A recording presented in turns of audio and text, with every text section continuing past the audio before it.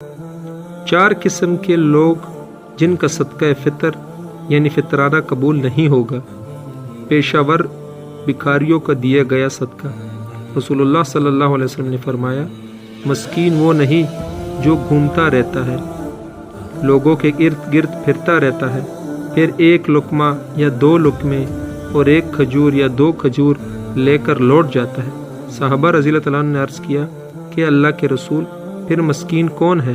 تو آپ صلی اللہ علیہ وسلم نے فرمایا، مسکین وہ ہے جو اتنا مالدار نہ ہو جس سے ضرورت زندگی پوری کر سکے، اور نہ لوگ اسے مسکین تصور کرتے ہوں کہ اس کو صدقہ دیں، اور نہ وہ لوگوں سے کچھ مانگتا ہو۔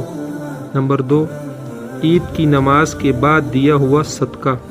رسول اللہ صلی اللہ علیہ وسلم نے فرمایا، جس نے صدقہ فطر نماز عید سے پہلے ادا کر دیا تو یہ ایسی زکوٰۃ ہے جو قبول کر لی گئی، اور جس نے اسے نماز کے بعد ادا کیا تو یہ عام صدقات میں سے ایک صدقہ ہے۔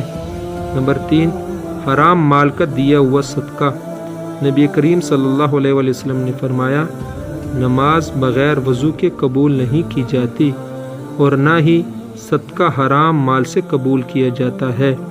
نمبر 4، دکھلاوے کے لیے کیا گیا صدقہ۔ رسول اللہ صلی اللہ علیہ وسلم نے فرمایا، جو دکھلاوے کے لیے صدقہ کرتا ہو اس نے شرک کیا۔